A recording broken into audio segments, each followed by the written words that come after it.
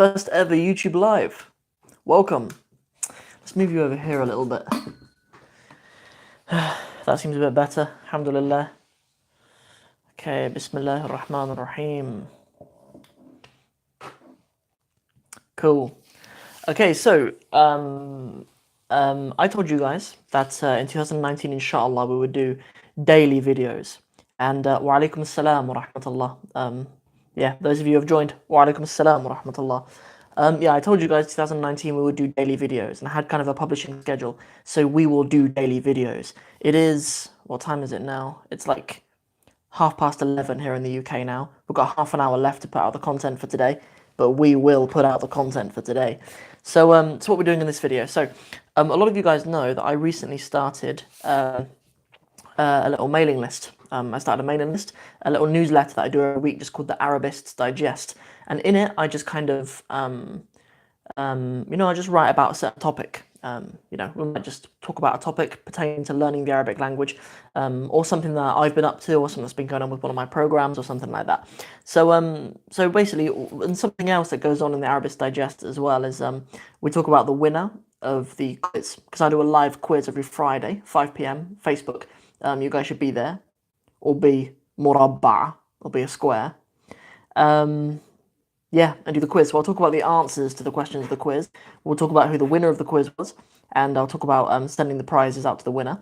And yeah, and then I'll just run over the kind of topic that I talked about in the digest for this week, and that's about it. If people put questions in that are useful, inshallah, and I'll answer a few questions at the end as well. So for the 5 of you that are here, assalamu alaikum wa rahmatullahi wa barakatuhu. Welcome to the first ever live YouTube on this channel. I've never been live on YouTube before. I've been doing a few lives Facebook and lives on Instagram as well, but yeah, never been live here before. So that angle's alright, isn't it? Can you guys hear me okay? Yeah, I assume that you guys can hear me okay because you've been commenting and stuff, so give me a thumbs up just so I know you can hear me okay.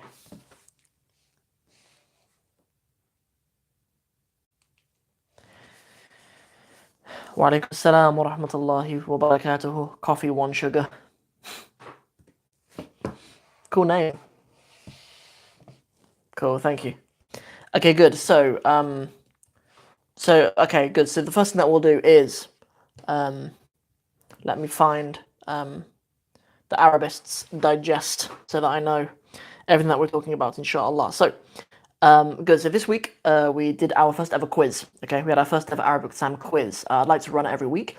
I really want to build a big audience with it, inshallah, so that eventually we can have cooler prizes. Eventually I'd like to have like an Arabic quiz every week. We would talk about, whatever. We'd have questions about Arabic language, trivia, even like grammar questions and vocab questions, culture questions, geography questions, even, about the Arab world and culture of the Arab world and stuff. And eventually, hopefully, like, we'd get some really cool prizes. At the moment, the prizes are a little bit low budget and stuff because, like, I don't have any sponsors on this channel. There's nothing like that. So it's literally just whatever I can muster up in the beginning. But either way, it's very educational. People learn a lot from these quizzes. So, yeah, so we'll talk about... let me just announce who the winner is, first and foremost, and about what the prizes are. So, huge congratulations to Omar Abdulaziz from Copenhagen. Huge congratulations to you, bro. Yeah, so the prizes that are going out to Omar Abdulaziz. Firstly, there's a book, A History of the Arab Peoples. This is a book that I'm going to be sending out to him. This is a book that's just important for people who study Arabic studies at any significant level. It's just a very, it's not particularly in-depth, it's just a very broad history of the Arab peoples across the different regions and across the different ages. So so that book will be sent out for free. Also, Omar will get a free 7 days access to my Arabic in 60 Steps program. Yeah, so congratulations, Omar. Good. Okay, so let's run through the questions together. Let's run through the questions that I asked. We'll go on to my Arabic with Sam Facebook page.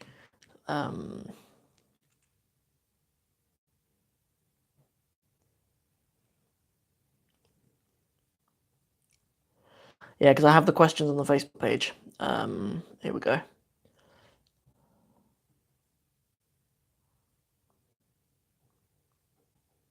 There's 11 of you here now, alhamdulillah. 12 of you, alhamdulillah. Very nice. Okay. Okay, so you ready for the questions? You ready for the questions? Okay, so question number 1 was, which surah from the Quran mentions the word Allah in every single ayah? Okay, there's one surah in the Quran which mentions the word Allah in every single ayah. Yeah, and the answer is Surah Al-Mujadala. Surah Al-Mujadala. If you run through it in your head, it doesn't include surah that have different names of Allah. Like it doesn't include ayats that have the word name Ar-Rahman or Ar-Rahim or Al-Malik or Al-Quddus or Al-Mutakabbir or whatever. It's just the name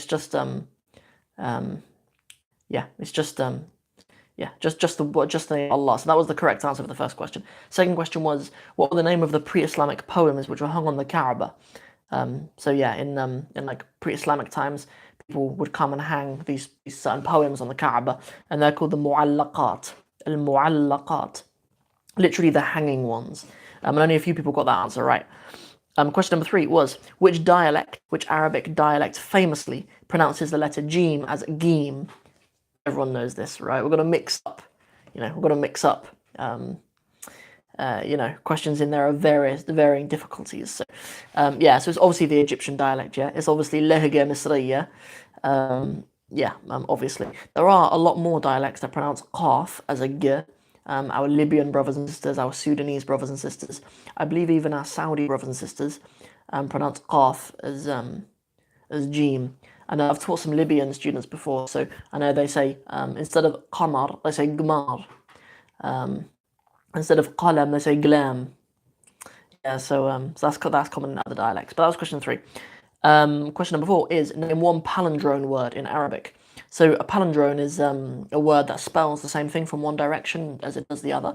So for example, in English, if we have a name like Bob, or the name Hannah, or the word race car, it spells the same thing from one way as it does the other. And in Arabic, there are loads, right? Like I had in my head just one as simple as like the word bab, yeah.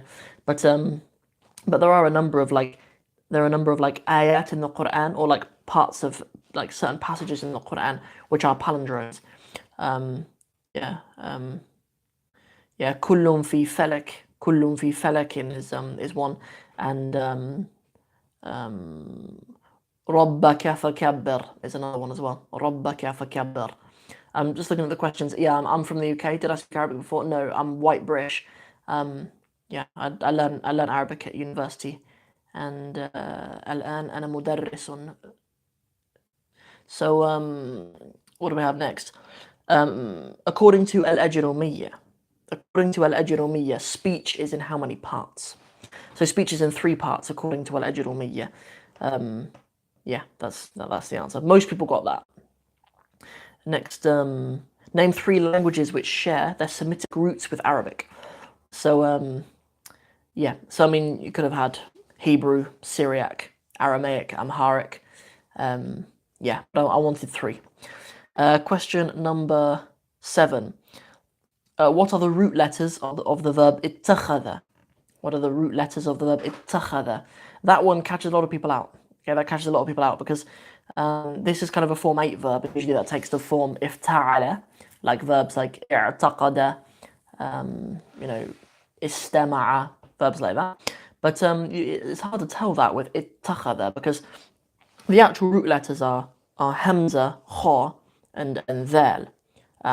It's actually sort of a derived verb from the verb akhadha. Akhadha just meaning to take. Ittakhadha means the same thing, really. Ittakhadha is often used in the Quran to mean like taking a son. Like if Allah is to take a son or whatever.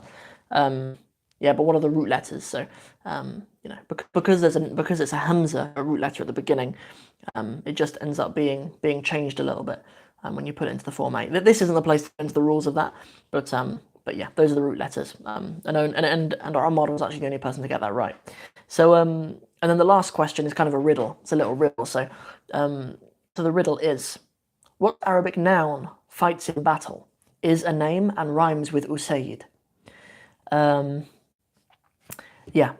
the name is Junaid, right? Like it's a name that rhymes with Usayd, and the name Junaid is from the term Jundi, meaning a soldier, plural of which is Junud. Cool. Okay, yeah. So as promised, Sunday, the winner was revealed in the Arabist Digest, the actual newsletter, and that went out this morning. The Arabist Digest, the newsletter, will always go out earlier than this video. And if I do ever give away discounts or I give away, if I give away discounts or anything like that, I'll only be including those in the newsletter. So if you want to get hold of the newsletter, go over to my website, arabistsam.com, and sign up for the newsletter, inshallah. Cool. Okay, so that was the first thing. Announce the winner, talk about the questions. And then next was to talk about the actual idea in the Arabist Digest. Yeah, so I wanted to kind of start off the year, and this is obviously the first one of 2019, and I want to start off the year just giving some practical advice to the students, inshallah. So, excuse me. So there are a lot of things that I could have said about how to succeed learning Arabic in 2019, how to make 2019 the year you succeed in Arabic.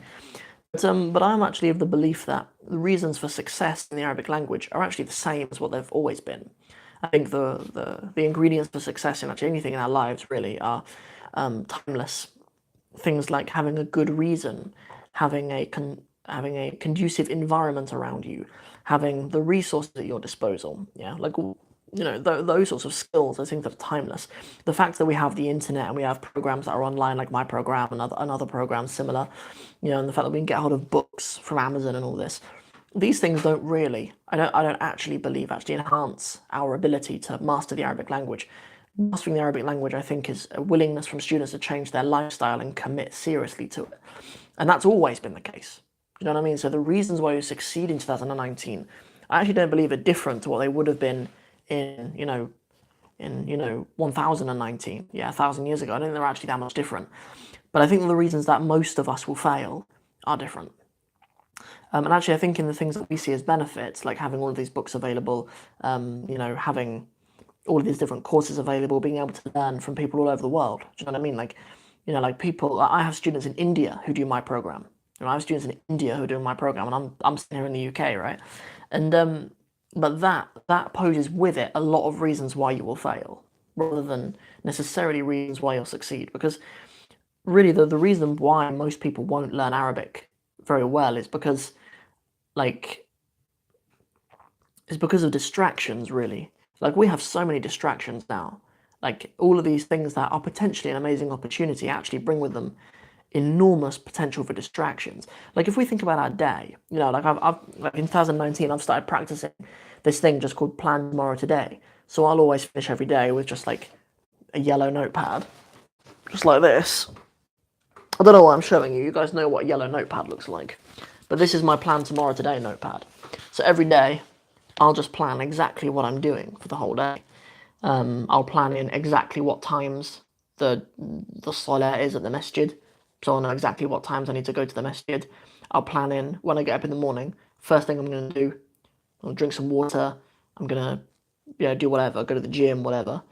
And like, it's all just planned. And then, so there's just no decision making the next day. There's no opportunity for me to be distracted in the next day. Whereas like what happens with most people who don't plan tomorrow today is they wake up and it's mostly just dictated to them. Do you know what I mean? Like, they might wake up and, their wife or husband says to them, do this, or they're demanded to do something else. They look at their phone and all of a sudden they're being told what they should do with their day. Most people are, but like for us to remain focused, we need to overcome that a little bit. And, that is the way that our time is just stolen from us in everything. Like, this is sort of, this isn't limited to Arabic only, really, this kind of message. But I think really going into 2019, we should be making sure that this is a year that we block out distractions rather than that we seek out something else to make us improve in our Arabic. Because back in the day, let's say that we were trying to learn Arabic in the year 1019. Like, you probably, like, you might have lived in a village or a city or wherever you lived, right? And you probably had access to like one Arabic teacher, and you'd have gone and you'd have sat at his feet and you'd have learned Arabic from him. And that principle is applicable today. Whoever you have available, whoever you resonate with, whoever's closest to you, just go to them, do their course, and stick to it and finish it. Because the problem is, the reason why most people fail is because of unfinished curriculums. That's what the issue with most people is. A lot of people these days, because there's so many curriculums and it's become like a business. You've got all these different Arabic teachers trying to sell their courses, and like a lot of the time, people are trying to like undercut each other and trying to talk badly about other programs and stuff. So like, students out there don't even end up finishing them a lot of the time. Like, students will do a program, they'll come to a hurdle, and they'll be like, oh, it must be a problem with the program. It's not, it's a problem with you most of the time. It's a problem with you. Yeah, and even if you do come up to a little hurdle, that doesn't mean you jump ship. Do you know what I mean? So like the main reason why I believe people will fail at learning the Arabic language in 2019 is because of distractions that we have specifically in 2019 rather than opportunities that we have for learning Arabic in 2019. So yes, we'll end the video there. We won't drag this on too long. We're over 15 minutes already. That's a bit long for one of my videos. I just suppose it's not anymore. Like now I do poetry walkthroughs and stuff. I suppose it's not too long. Cool. First ever live YouTube. Welcome. Yeah, so that's, I haven't seen any questions that are of particular need to answer. I'm not seeing them, by the way. Like I'm just seeing questions, I'm just seeing comments pop up like every like few minutes or something. They're not constantly on my screen. They like come and they disappear. So maybe there are questions that I just haven't answered. But if there are things you'd specifically like to ask me, you can DM me on Instagram. Okay, I can see them now. Omar Asim. I've seen you commenting around my stuff quite a lot. Jazakallah khair, brother. Yeah, I appreciate you being part of it and, you know, you taking the time to watch my stuff and, you know, to learn the Arabic language.